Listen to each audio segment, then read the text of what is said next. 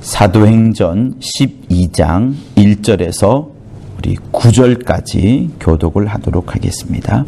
그때에 헤롯 왕이 손을 들어 교회 중 몇 사람을 해하려 하여 요한의 형제 야고보를 칼로 죽이니 유대인들이 이 일을 기뻐하는 것을 보고 베드로도 잡으려 할세 때는 무교절이라 잡음에 옥에 가두어 군사 내식인 내패에 맡겨 지키고 6월절 후에 백성 앞에서 끌어내고자 하더라.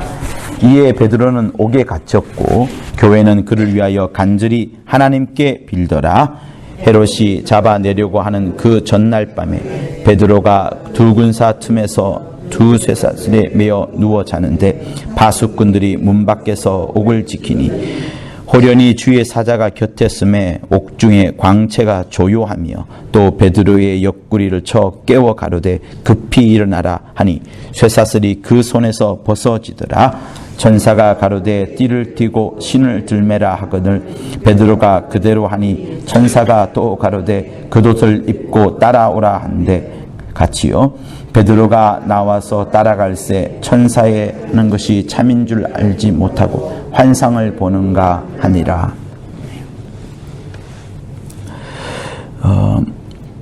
이 장면은 초대교회 때에 바울이 이제 크게 역사하기 이전에요. 이제 베드로가 먼저 역사하던 그때입니다. 요한의 형제 야고보가 먼저 죽었어요. 헤롯 왕이 온 교회를 향하여서 핍박을 가하고 있습니다. 유대인들도 굉장히 기뻐하죠. 수제자인 베드로를 먼저 잡아야 되겠다라고 생각을 하고요. 마침내 잡았습니다. 무교절이에요. 그래서 지금은 죽일 수 없으니까 6월절 후에 죽이자. 그러니까 며칠 남지 않았습니다. 베드로는 이제 마침내 죽기 직전인 거예요. 그래서 베드로가 갇혔습니다. 교회는 이제 막 기도하죠. 그런데 간밤에 천사가 나타나서 베드로를 깨우고요. 발로 차서 일으키고 그리고 밖으로 빠져나가는 장면이 이 장면인 겁니다. 왜 이 장면을 이야기하고자 하냐면 여러분에게 한 가지 스토리를 이야기하려고 하는 겁니다. 예수께서 열심히 일을 하시고 난 다음에 배를 띄우고요. 갈릴리 호수에 배를 띄우고 제자들과 함께 이제 이 호수를 건너갑니다. 그런데 그때 모든 사람들은 다 깨어 있었어요. 왜냐하면 풍랑이 거셌거든요. 근데 유독 예수님만큼은 고물에 머리를 베고 주무시고 계셨습니다. 얼마나 큰 바람이 불었을 것이고 얼마나 요동을 쳤겠습니까? 근데 예수님은 잠을 자는 거예요. 굉장히 곤하게, 굉장히 달콤하게 잠을 주무시는 겁니다. 그거를 보면 어떤 생각을 할 수 있냐 그러면 예수님께서는 이렇게 바람이 불고 풍랑이 일고 난 죽을지도 모르는 이런 악한 이런 환경 속에서도 고난 잠을 자는 거 보면 뭔가가 있을 수 있습니다. 그런데 한번 보세요. 그 배 위에서 예수는 잠을 주무시는데 제자들은 멀쩡히 다 깨어 있어요. 적어도 예수님과 제자들 그룹 사이는 한 그룹은 평안하고 한 그룹은 불안합니다. 다시 말하면 예수님은 평안에 있어서 너무나도 잠을 잘 주무시고 제자들은 잠을 못 자는 겁니다. 자, 예수께서 겟세마네 동산에 올라가셔서 기도하십니다. 기도를 하는데 제자들에게도 기도를 부탁을 하죠. 제발 한 시간만이라도 깨어 있어서 나를 위해서 기도해달라라고 말을 합니다. 근데 제자들은 곤이 떨어져 가지고 한 시간도 기도를 못합니다.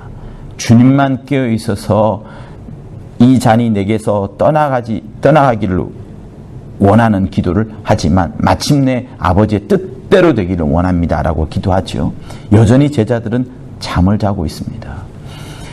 제자들이 겟세마네 동산에서 왜 잠을 잤는가 하면 그 낮에 그 사람들이 뭘 했는가를 알 수 있어요.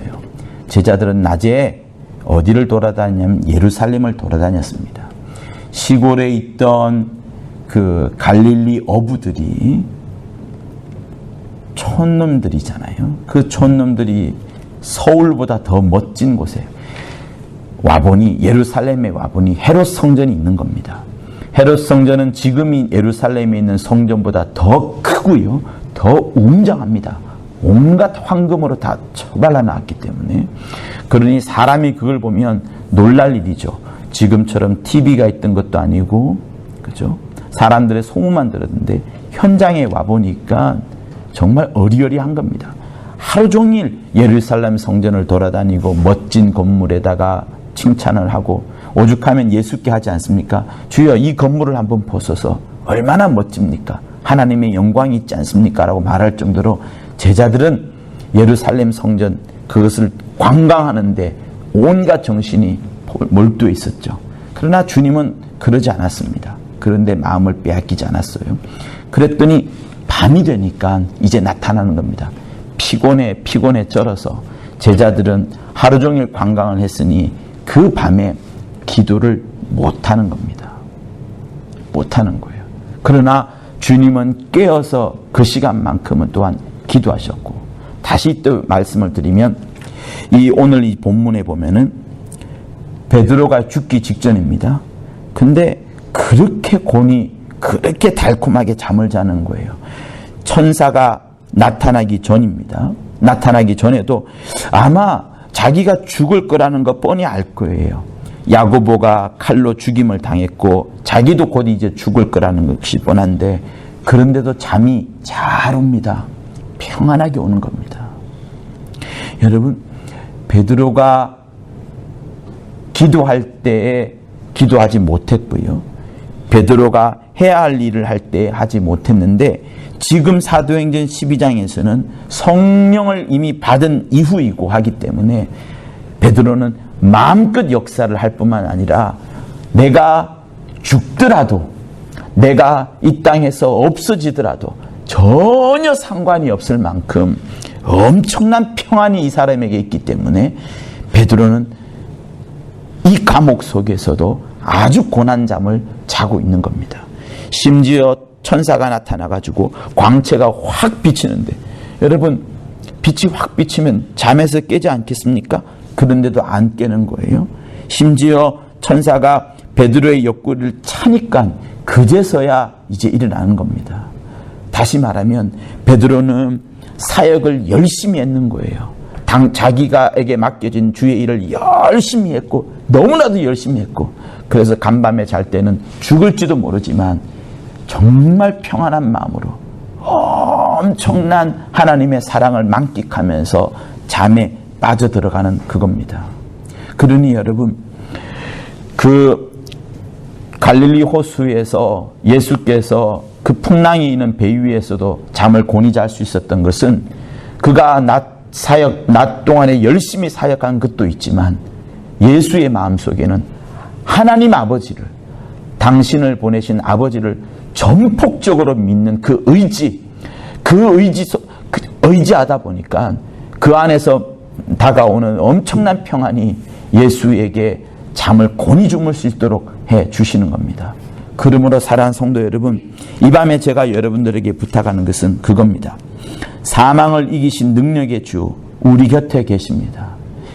제자들은 부활하기 전에는 주님을 전폭적으로 의지 못했습니다. 그러나 베드로는 예수께서 부활하신 다음에, 자기가 성령을 받은 다음에, 그리고 사망을 이기신 주님이 나와 함께 있다는 것을 안 다음부터는 주의 말씀 따라서 살게 되었고요, 결코 외롭지 않았었고요, 항상 즐거웠고요, 마음속에는 주께서 나를 사랑하시고 주께서 날 돌봐주신다는 그 평안이 충만했던 겁니다. 그래서 사랑하는 성도 여러분, 여러분들이 세상을 향하여서 아쉬워하거나 하는 것은 여전히 주님이 주시는 평안이 없다는 것이고 주님을 전폭적으로 의지하지 않는다는 것일 수 있습니다. 그리고 내가 죽음에 대해서도 두려워한다는 것, 또 세상이 주지 못하는 것에 대해서도 아쉬워한다는 것, 또 내 마음속에 불안과 평안이 깨지고 염려가 많아진다는 것 역시도 주를 전폭적으로 의지하지 않는 것일 수 있습니다. 원수는 언제 역사하신 줄 아십니까? 내가 막 열심히 기도를 하는데 마음속에는 여전히 불안이 있어요. 여전히 염려가 있어요. 하나님께 전폭적으로 맡기지 못했습니다. 그러면 계속해서 원수는 공격을 하는 거예요. 원수는 언제 떠나가느냐? 내 마음의 갈고리, 내 마음의 염려와 내 마음의 걱정과 내 마음의 불안의 갈고리가 완전히 사라질 때에 원수는 떠나갑니다. 근데 내가 억지로 이 불안의 갈고리를 똑바로 펴려고 해도 안 펴져요. 언제 펴지느냐? 오직 우리는 내가 너를 부르고 내가 너에게 주는 쉼, 내가 너에게 주는 평강이 있을 때, 곧 내가 억지로 만들어가는 평강, 내가 마음속으로 생각하는 그냥 세뇌하는 평강이 아니라 정말 주 예수의 사랑 속으로 깊이, 성령의 충만하심 속으로 깊이 들어가는 것. 죽음도 문제가 되지 않는다. 왜? 내가 죽어야지 반드시 부활할 것이니 죽음도 두렵지 않아야지. 죽음을 이겨낼 만큼 큰 평안이, 곧 예수 안에 있는 평안이 있어야만 우리는 완벽한 쉼을 얻고 완벽한 잠을 자고 완벽한 평강을 누리게 됩니다. 그래서 이 밤에 기도할 때 여러분 앞에 어떠한 어둠의 그림자가 다가온다 할지라도, 폭풍 같은 구름이 막 몰아친다 할지라도 예수 안에 있는 그 평안이 정말 일생 동안에 나를 주장하게 해달라고. 그래서 어떠한 환경 속에서도 주님이 주신 평강으로 넉넉히 이겨내고 잠도 잘 자고 승리하고 병도 이겨내고 모든 약한 사람을 오히려 도와줄 수 있는 그런 사람이 되게 해달라고 우리 시간 예수 한번 하며 간절히 기도하도록 하겠습니다.